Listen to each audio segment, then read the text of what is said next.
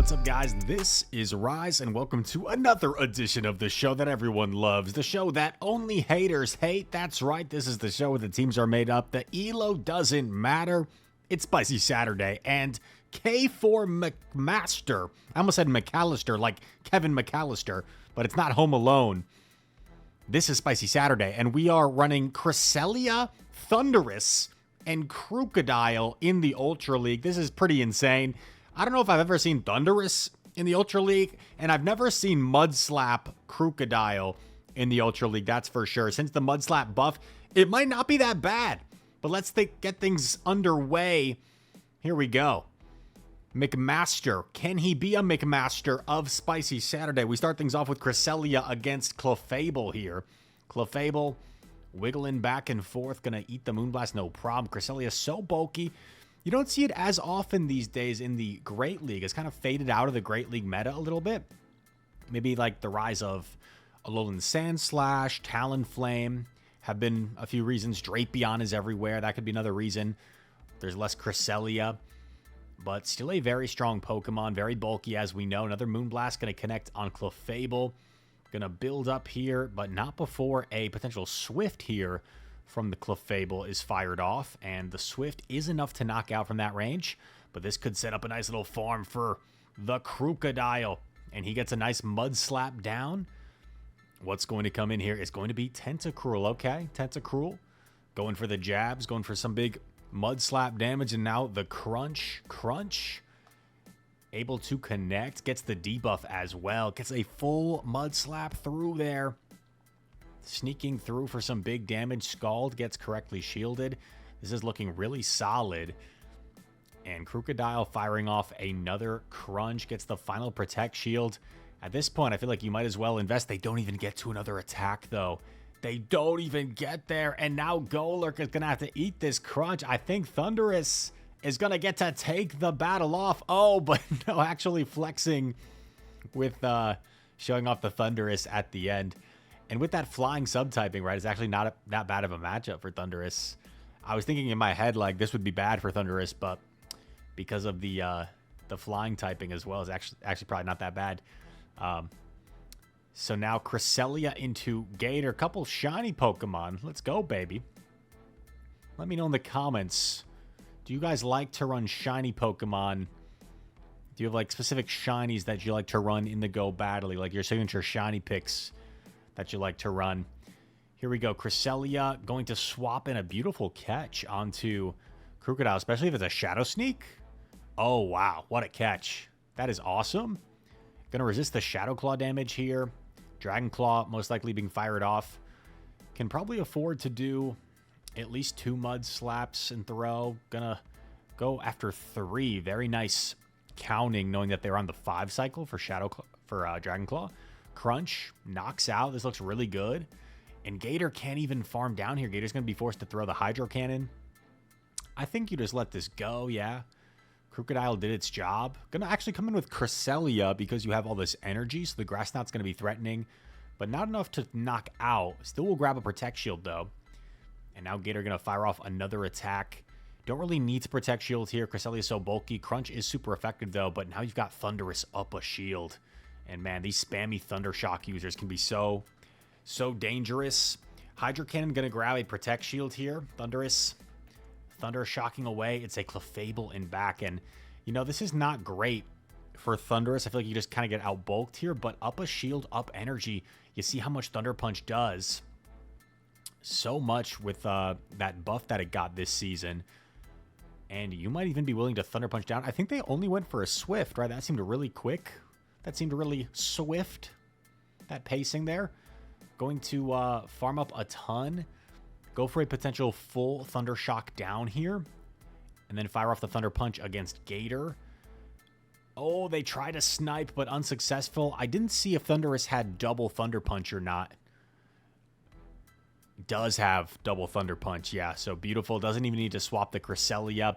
Cresselia might have been able to reach a Grass Knot anyway. And that is a GG. Wow, very well played. Thundurus showing what it can do in the Ultra League. Not a pick that I've even like considered or thought about in the Ultra League. But K4 McMaster is 3 steps ahead. And here we go. Third game, I believe Cresselia into another Gator. 2 common Pokemon in the Ultra League. All 3 of these Pokemon have play against Gator, which is pretty nice. All 3 have play, although Krookadile probably would rather not see the Gator. But you resist the Shadow Claw damage, so if shields are still up, probably not that bad for Krookadile. Cresselia fires off Grass Knot, does over half health. And you can afford to survive an attack here. Hydro Cannon going to connect, going for another Grass Knot. And if they were to Protect Shield this, maybe you consider like hard swapping. And no, actually just going to stay in. Cresselia would have been really close if it got there. Honestly, would have been really close. But I think, yeah, I don't know. But this sets up a nice farm down for Thundurus. Going to probably put up the Protect Shield here. As Thundurus is high attack. That Hydro Cannon would do a lot of damage. And now you've got all this energy. Nice timing, throwing after 2 Thunder Shocks. Oh, what if you do like 2 and then catch? That'd be kind of nasty. This makes sense as well, because you probably grab the Protect Shield. Now the question is, does the opponent just throw immediately, or do they build up? So made the call that they might throw immediately and swapped. The opponent held onto the energy. And this is really interesting. Going for the super effective Brick Break. It's just not a very strong move, so it doesn't quite do enough. Oh. Gonna let this go through because... Oh, man. So I guess this comes down to whether Typhlosion wins CMP or not. Against Thundurus. You've got the attack. Thunder Punch. CMP is won by Thundurus. Higher attack than the Typhlosion. Wow. And what a crazy game there. The switch timer had to be pretty close to up as well. So, unfortunate for the opponent. Really close game there. Well played by the McMaster. He's a McMaster with this line. And flexing the shiny Pokemon as well. Shiny Cress, shiny Thundurus. Next trainer, here we go. Cress into Cobalion. Going to favor the Cresselia here, resisting the fighting damage, the Sacred Sword, kind of forcing them to go for those stone edges. And Cresselia can hit for that Moonblast and slightly outpace here to the first one. Throwing just right away after 7 Psycho Cuts. Moonblast connects, no attack drop. And the opponent's going to fire off most likely a Stone Edge here, but you're going to see it's not going to be that threatening to Cresselia. Going to need at least 3. And who knows if 3 is even going to be enough. Going for another Moonblast. Pretty just simple matchup here. Cobalion going to fire off another. And honestly, this is probably Grass Knot range. So Cresselia could afford to maybe just throw a Grass Knot here. Could conserve some energy. Oh, going to try and hard swap. And met by Feraligatr. Krookadile versus Alligator. Who wins? Who wins in a real fight? You know, I just thought of something. We talk about the Alligator and Krookadile Pokemon relatively often now on the channel, thanks to Feraligatr being like top meta. Feraligatr gets off another Hydro Cannon, so gonna go down both Protect Shields, perhaps? Yeah, I think it's worth it to preserve the health. Are there any areas of the world where, like, both alligators and crocodiles coexist in the same habitats? Let me know in the comments. Because I believe, like, Florida, for example, right, it's mostly alligators. Like, you wouldn't find crocodiles in Florida, correct? But then, like, in Australia, isn't it, like, that's where crocodiles are, and you wouldn't find alligators over there. Anyway, I could just... This is just what I think. I have no basis off this, other than, like, what I believe to be true. Vibes. Anyway. Cresselia versus Cresselia. Going for a Grass Knot here. Not gonna go for the Moonblast. Grass Knot's not gonna be enough. Oh, but I think the Crest was debuffed, so maybe felt like it might have been enough. This is gonna set up, though, a Thunder Shock down, and Crest is the last Pokemon, correct? So, should be in a really comfortable position. You're still super healthy on Thundurus. Even if a Moonblast or Grass Knot knocks out here, you can simply Thunder Shock down. Going to be a comfortable win for the Thundurus. Dude, Thundurus obviously didn't have to do much that game, but I've been impressed by this thing. This is not a Pokemon you'd expect to do well. And granted, it is, I know, the 2000s ELO range, but it's still pretty early in the season. We've only had a few Legends so far this season. Only a handful. Cress into Guzzlord. This is decent. Because it's the Ultra League, Moonblast probably not going to one-shot, and the opponent makes a beautiful catch. So really nice play by the opponent. That Guzzlord is going to be a bit of an issue to deal with later, but for now... Oh. Okay. I don't love this play. Maybe you catch the Shadow Ball here? Okay, so it's a beautiful catch. It works out, but would have been really risky, right? Because if they don't fall for the catch, that energy with the Disarming Voices could have put you in a really tough spot. But it did work out. Can maybe do one in Brick Break. I would just Brick Break right away, honestly. Yeah, you don't want to risk like the Dragon Tail knocking out or lag or something. So only gets off one Brick Break, unfortunately. Now Guzz has like 6 Dragon Tails worth of energy, so this is a little bit concerning, especially if they have Brutal Swing here. They have Crunch, okay. Gonna hit for super effective, of course. And a positive matchup here, but I feel like we're still a little bit behind in this scenario because we're down a Protect Shield. Tentacruel's going to go for a Scald. That's going to hurt really hard, and we're not even going to get to 2 Thunder Punches. So, yeah, it's a tough situation there. Maybe the only thing we could have done would have been shield the Scald, get both shields, and hope that at that point, like a Grass Knot would be enough to knock out Tentacruel. But then if we have to use the Grass Knot to take out Tentacruel, we'd probably get outpaced to the Crunch against Guzzlord. So I think that was pretty much over. I think the Moonblast catch and the Incinerate through on the Skeletor was probably the game-changing moment there. Nice play by the opponent. Sometimes you gotta give them credit where it's due. Shadow Gliscor. I really like this pick in the Ultra League. I've got a pretty good Shadow Gliscor myself. Fun to use. Moonblast coming through. Moonblast takes it to around half health. Gliscor, that Sand Attack animation, I always say, is a little bit difficult to keep track of. It's a 1-turn fast attack, but it almost looks like a 2-turn fast attack. It's kind of weird. Going for another Moonblast here. And this is going to, oh, not quite be enough. Look at that. That's got to be 1 HP for Gliscor. And the Night Slash nearly knocks out. But a nice little pivot here, getting a head start with the Krookadile. And you got rid of the flying type. So maybe hoping that there's not another great answer. Met, unfortunately, by Greninja. I wonder if there's any way Krookadile can, like, power its way through this. Because after this Brick Break, you're going to decrease the defense, right, of the Greninja. Oh, and they take it, actually. Interesting. And the opponent wisely going to fire off this. I think you got to let it go and hope that somehow Thundurus can close this out. But this seems like a tall task. Gets the catch. Absolutely massive. This could be what McMaster needs to flip this game. This could be what he needs. Has the double Thunder Punch right now. I think the opponent shielding might be a mistake at this point. I think them shielding is a mistake because now they, I believe, are going to get outpaced if they swap. Yeah, they get outpaced. There's the double Thunder Punch now. And they shield. They're going to lose the CMP. Oh, they don't even throw? What? Do we still have a shield to hide behind? Why would they not throw? That confuses me. I don't know. I'm not sure why the opponent didn't throw their energy there, but also they could have Night Slash, no? I'm not sure if Night Slash would have been enough, but couldn't they have Night Slash after 2? I don't know. Wait a second. Did I just see a Whale Lord on the screen, or am I hallucinating? Let's see what gets locked in here. Cresselia into Ninetales. Okay. I think there was a Whale Lord in the other line. That would be crazy. McMaster, if you want to send Whale Lord for another Spicy Saturday, I feel like people would be into that. Anyway, Moonblast against the Fairy-type Pokemon. Gets the defense drop. Cresselia is not a real Fairy-type, but trying to prove it can beat a real Fairy-type. And not going to fire off the Moonblast here against Licky Licky. Going to swap in the Krookadile. Now, they could have Solar Beam, right? But going to say, I don't think you have Solar Beam. I'm going to let this go. It's an Earthquake. Still going to hurt, but not going to be as threatening. Going for the Crunch. Even though Brick Break is super effective, Crunch probably deals more damage.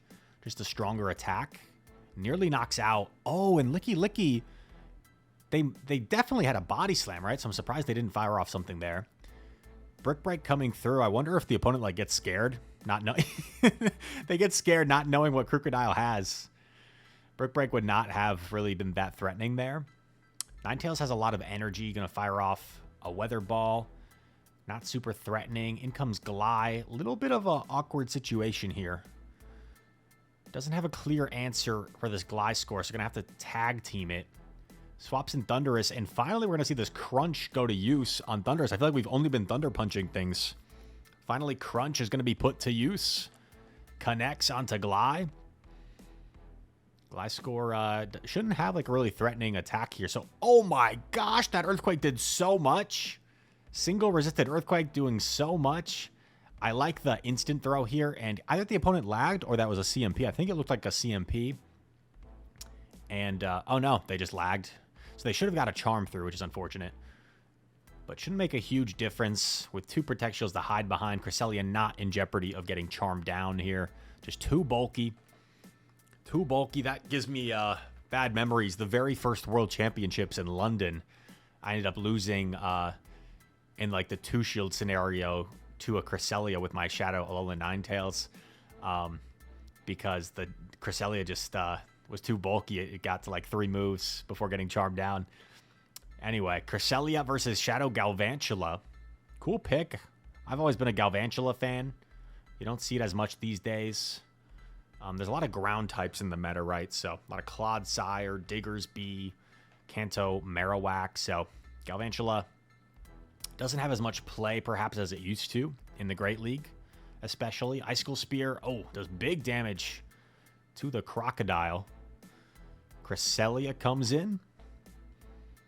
And now we're going to see Walrein fire off a Charge Attack. I saw a Workin' Sports notification. When I was out of college trying to become a sports commentator, I had those notifications myself as well. Cresselia knocks out Walrus, and Talonflame swaps in. Talonflame dangerous here, but up a shield. Going to be up to Thundurus to try and sweep this game. They might go for a lunge bait here. Yeah, smart bait, especially since Thundurus is so glassy. A lunge is still going to chunk at that health. Crunch coming through. Going to leave Galv pretty low. I like this decision to fire off the Thunder Punch, put the pressure. I feel like they kind of have to let this go and put it all on Talonflame, but no, they actually shield so they can lunge here. And the problem now is you shield the lunge and you're double debuffed. Oh, okay.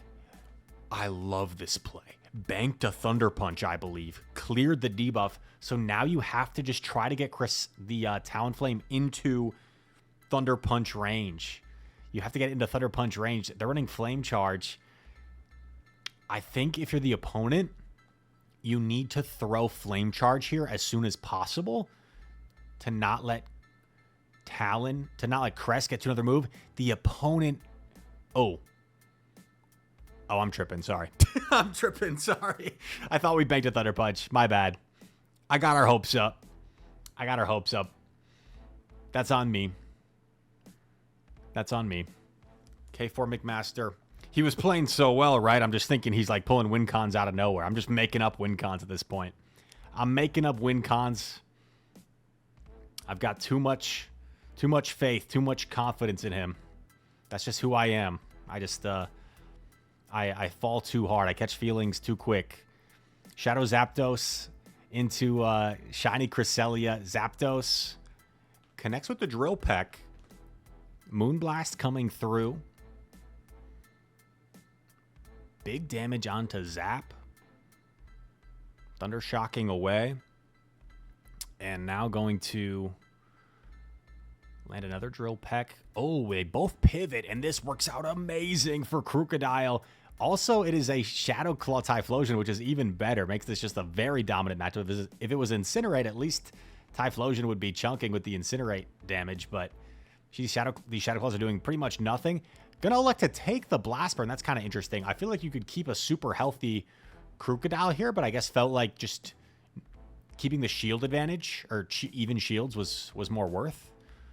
And I think it ends up being the right call because these shields are going to be necessary against Greninja here, which with a shield advantage, the Greninja could have been a little bit problematic, but you would have still had like a super healthy Krookadile as well. Thunder Punch. Oh, I love this. Understanding that you're 1 cycle cut away, the quick swap, 1 cycle cut to the Grass Knot gets the final Protect Shield. does give them an opportunity to overfarm, so this is a little bit scary. I thought we banked a Thunder Punch last game. Did we bank it this game? I forget. Well, either way, Greninja cannot bank 3 moves, so they're expending some energy here. There's no way they can bank 3 moves, so they're forced to do at least 1 Water Shuriken, and we're 1 Thunder Shock away. Gonna knock out the Greninja. Beautiful stuff. And a very well played and smooth, spicy Saturday from K4 McMaster. Oh, we got a bonus battle. There's only like 30 seconds left in the footage. So I wonder if this battle is going to like air out or something, or if it's going to be like a quick top left. Sorry to play spoiler. It's a Cresselia mirror. My guess is this just like airs out or something. Or not airs out, but the footage just like cuts off. Crunch. Connects. Okay. Okay, what a battle. What a battle. Hopefully, McMaster DM'd them GGs after that game. What an incredible game to end it on. But in all seriousness, really cool battles with Krookadile featuring Mud Slap and then Thundurus as well. So very spicy team. Extraordinary spice on this spicy Saturday. I hope you guys enjoyed it. If you did, make sure to leave a like, subscribe to the channel. If you're new, comment down below. Anything you want, all comments are appreciated. They help out the YouTube algorithm. And all that said, ladies and gentlemen, thank you so much for watching. I hope to see you in the next one. Peace.